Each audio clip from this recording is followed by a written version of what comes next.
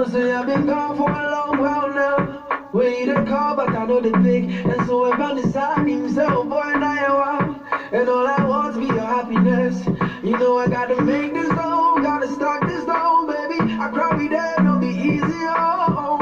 And then cry me begging, although you won't see, although many wa, oh. Wouldn't say many wa, although wouldn't say many wa, although many wa, oh. Wouldn't say many wa, although wouldn't say many wa. No, you. All right, here we go. Let's get to it. Peace, everybody. This your brother Kimbe Yani. I'm back with you again with another installment of our series, Kimbe Reads.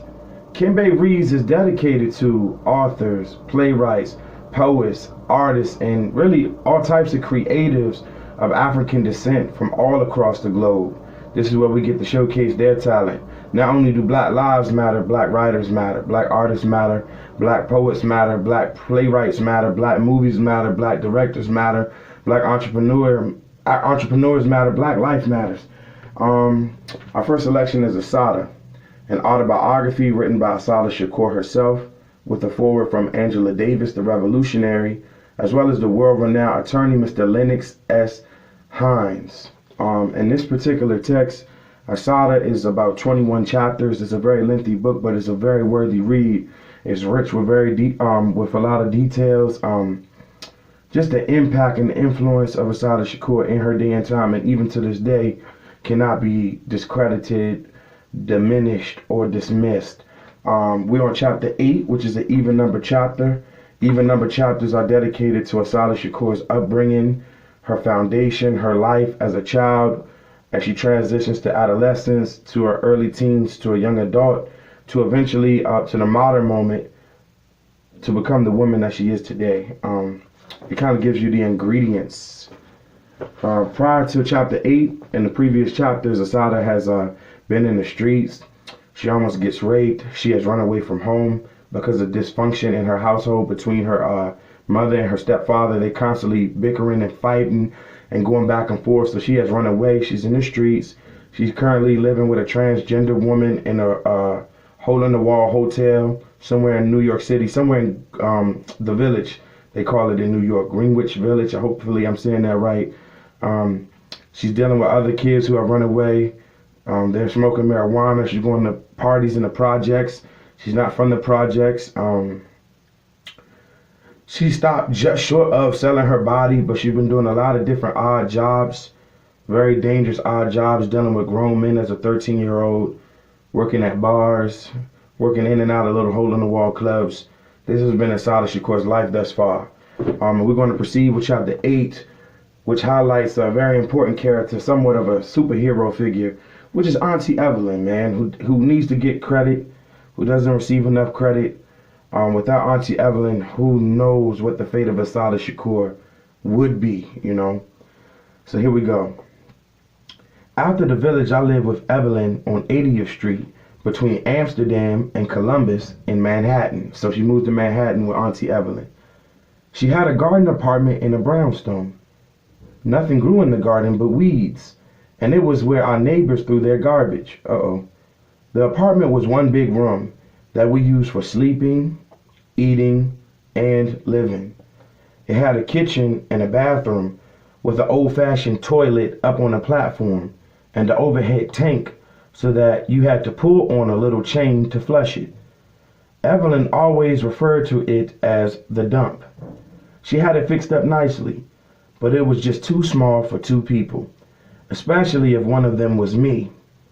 I was a slob, and Evelyn went to great pains to train me in neatness. In a small space like that, when just a few things are out of place, it looks like a hurricane passed through. And many times after a long day's work, poor Evelyn would be greeted with a hurricane, a tornado, and an earthquake at the same time. Gradually, I learned to keep things in something vaguely resembling order. All right, so thankfully Auntie Evelyn has taken in Assata. They moved from Greenwich Village to Manhattan. Auntie Evelyn is pretty much just a studio or what they call a garden apartment, barely big enough for two people.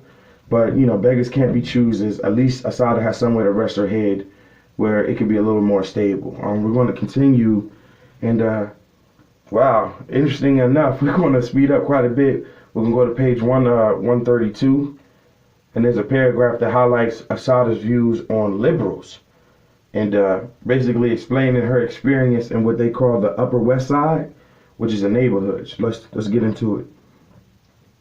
The Upper West Side, as the neighborhood was called, was supposed to be a liberal stronghold.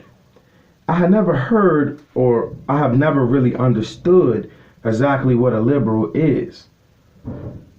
Though, since I have heard liberals express every conceivable opinion on every conceivable subject, as far as I can tell, you have the extreme right, who are fascist, racist, capitalist dogs like Ronald Reagan, who come right out and let you know where they're coming from.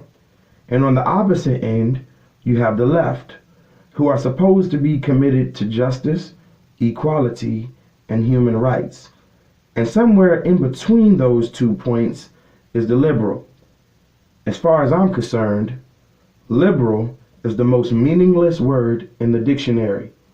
History has shown me that as long as some white middle class people can live high on the sorry guys, let me read that again.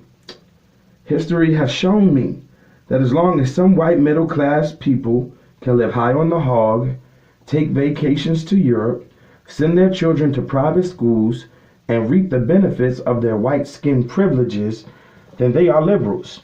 But when times get hard and money gets tight, they pull off that liberal mask and you think you're talking to Adolf Hitler. They feel sorry for the so-called underprivileged just as long as they can maintain their own privilege. Wow. So those are Assata's thoughts and feelings on what we would call liberals. We're going to move on just a bit to, okay, this is interesting as well. Assata's views on art, or how her views on art developed.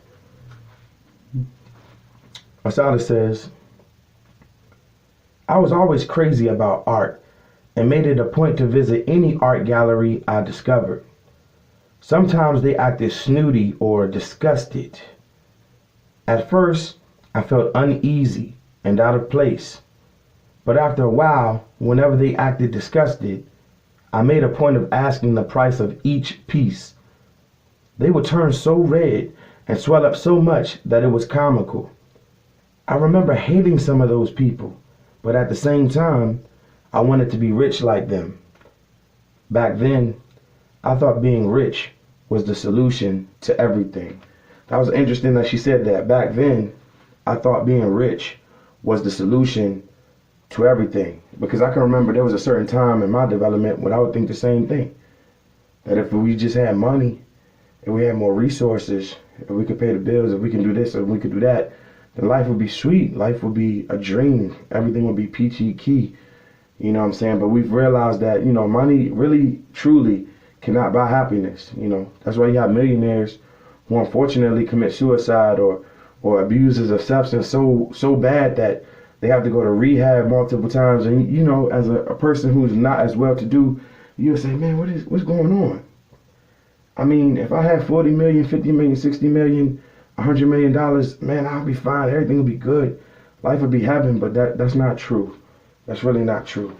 So we're going to move on and we're going to highlight the superhero here. I called her that, Miss Evelyn or Auntie Evelyn. Who ends up, if you're paying attention to the story, Auntie Evelyn, this is the same Evelyn who is now representing Assata in court. This is Assata's lawyer, her auntie. But before it's lawyer Evelyn, is Auntie Evelyn, the woman who raised me, Evelyn, the woman who saved me from the streets, Evelyn. We're going to figure out even more, or we're going to dig deeper into why Auntie Evelyn is so pivotal and so critical and so significant to Assata in her life and the formulation of her worldview and her thinking process. So we're going to talk about, I highlighted this as Evelyn and her expectations for Assata. Evelyn kept my excursions at a bare minimum. She was strict and didn't play around. Every day after school, I had to be in the house by 4 o'clock. And she would call home just to see that I have arrived safely. Evelyn didn't want me in the street too much because she said the neighborhood was bad and she didn't want me to get into any trouble. And she also wanted me to stay at home and do my homework. After homework, I read. I have never been too fond of television, and besides, Evelyn had an excellent library. Those books were like food to me. Fiction and poetry were my favorites, although I liked history and psychology too. I also like to read about other countries and about all of the different religions in the world. The only books I never touched were Evelyn's law books. They were dry and boring and Greek to me. So you can see Auntie Evelyn has expectations for Assata. First things first, you have a history, you have a track record of running away from home. No, I need you home by 4 p.m. every day. And just to make sure that you're home, I'm going to call, and I expect for you to pick up the phone. So right away, Auntie Evelyn is laying the groundwork for her expectations and her house rules that are not to be broken under any circumstances. In many ways, she's starting to provide the structure that Assata has always needed, that she failed to receive from her parents or her step-parents. And that's no diss or shot to them. They just wasn't capable at the time of providing Assata with structure. They were going through their own problems. They're arguing. They're going through their challenges and struggles. She kind of got neglected. You know, that's just the truth. It's not to dig at anybody. It's just the truth. So Auntie Evelyn comes in and she sizes up the situation immediately. Like, look, I need you home by a certain time. I need your homework done. I'm going to call you. I need you to pick up the phone when I call. Okay? There's plenty of things around the house to keep you occupied. You know what I'm saying? This neighborhood is not the worst, but this neighborhood is not the best. I don't want you in the streets, especially since she already has a track record of running away.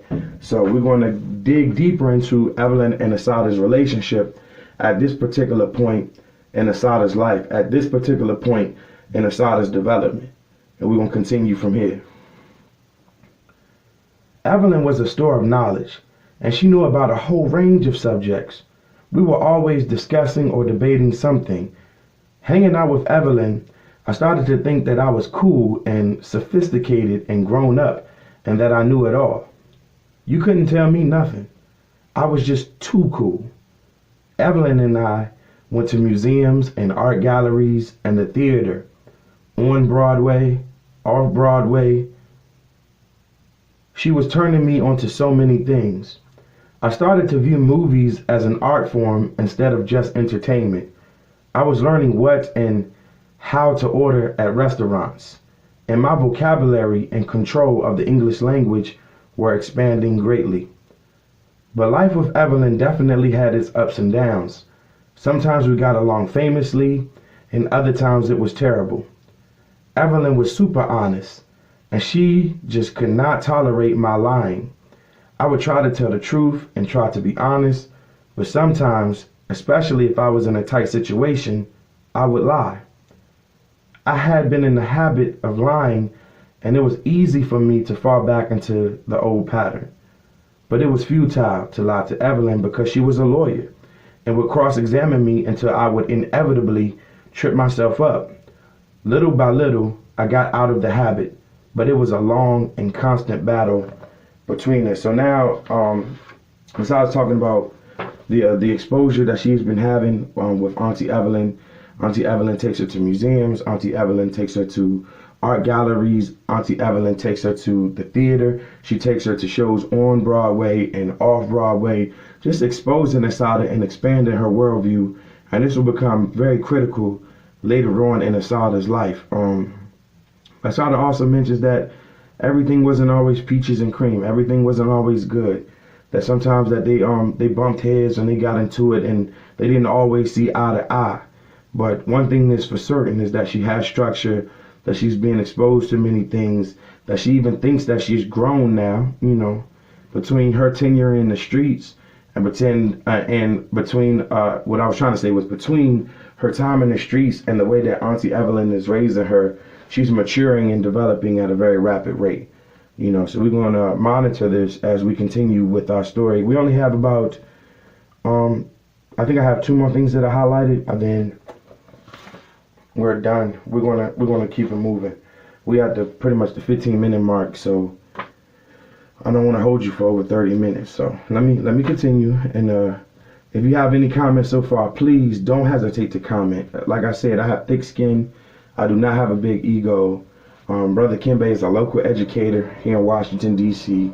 I'm used to working with all types of students, all types of people.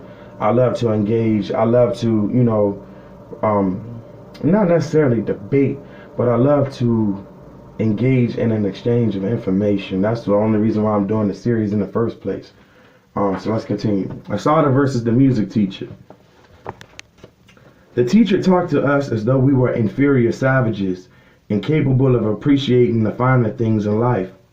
She lectured about symphonies and concertos and sonatas and the like in a snooty voice. A boy would mimic the gestures and expressions of the teacher, and the rest of us would giggle and snicker as she played music. The teacher became more and more exasperated, saying, "Listen, can't you listen? Don't you have ears? Can't you appreciate anything? I'm trying to get you to appreciate music, and you all act as though you're deaf. I want you to stop talking. I want you to stop talking and listen. Do you hear me?" We got louder and louder, and the teacher became more and more disgusted.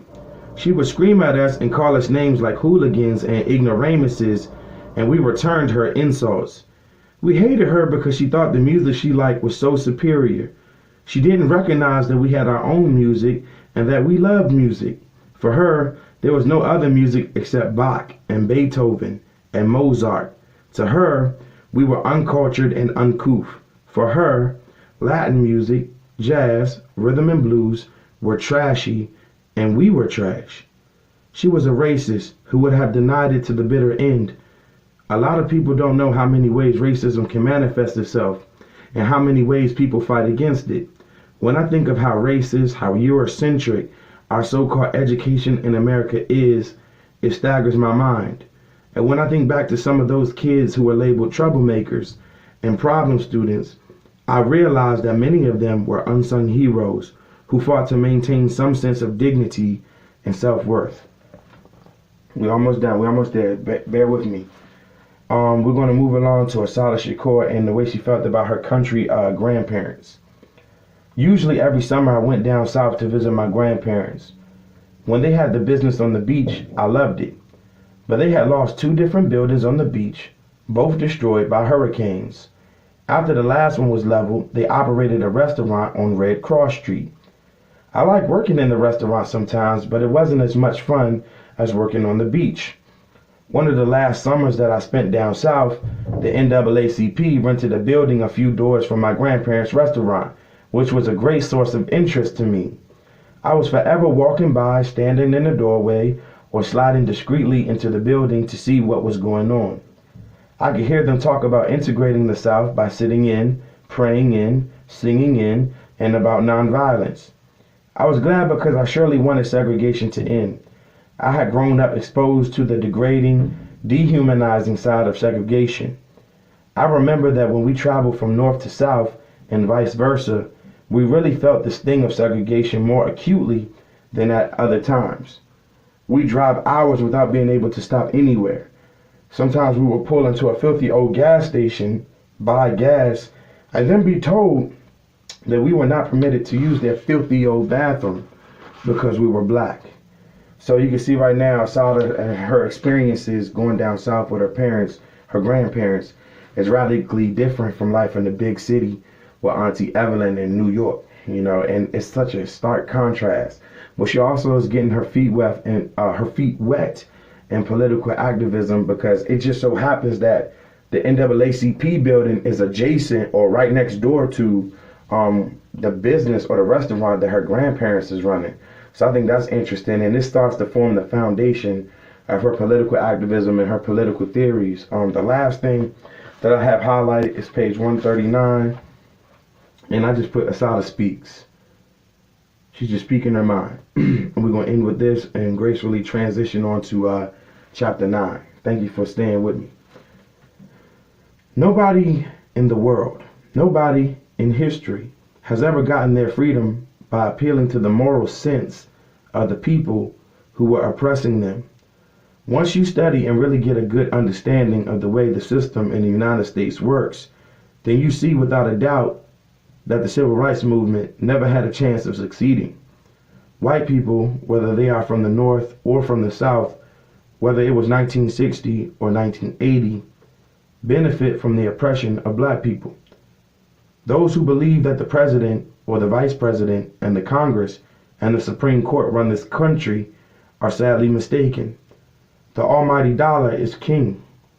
Those who have the most money control the country, and through campaign contributions buy and sell presidents, congressmen and judges, the ones who pass the laws and enforce the laws that benefit their benefactors.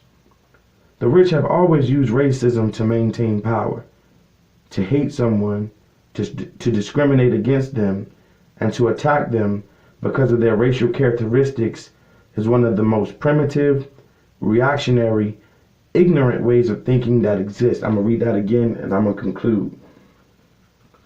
The rich have always used racism to maintain power, to hate someone, to discriminate against them, and to attack them because of their racial characteristics is one of the most primitive, reactionary, ignorant ways of thinking that exist. It has been real. I thank you for bearing with me. It's Brother Kimbe. I apologize for all of the distractions and the noise in the background. Hopefully, I'll be getting ready to receive some new space. So I'm excited about that, maybe in the next month or so. So I'm working diligently. I'm working hard to get some new space where we can limit the noise in the background. Right now, I can't really do too much about it. So I thank you for being understanding. And again, any comments, you guys, I will not bite your head off. I'm not a hard person to reach out to contact. I'm encouraging engagement. I'm encouraging you to subscribe to this channel. I'm encouraging you guys to check us out on Patreon. I'm encouraging you guys to buy this book, to purchase the book, Assata, an autobiography written by Assata herself with the awesome foreword by Angela Davis and the world-renowned attorney, Mr. Lennox S. Hines. And I just thank you for spending some time with me. I know there's so many different things pulling at your attention. You could have spent your time elsewhere, and I'm really grateful that you spent it with me. Please purchase this book. It's a worthy read. Hopefully I'm doing it some justice. Big ups to Assata Shakur and everybody involved with the case. A wall is a wall. Just remember, it can be broken down. Stay hopeful, stay positive. Stay tuned for our next chapter, which is going to be chapter 9. All right. Peace and blessings. Love y'all. Reading the blogs, I've been on these tours. Back home right now, I need directions to yours. Your perfection and flaws, infectious and more. My eye gets, I don't go rest yet. Trap me with your claws, you're missed. Understood, you can't be misunderstood. You're so clear, I'm your Frank Underwood. Your needs, I won't undermine, never put them under mine. So come, darling, I'll be on top, down the line. And I mean that shit, I ain't say just a rhyme. Don't say off you and say it's just a line. I cry we did, you know, say your boy for grind. No for stop the time, but running to stop signs. You the bell, and I know they pick up sometimes. Bad baby girls, take off you, I see the sunshine. So when it's overcast, make you know they overvex. I'll be back before long, send it in the text.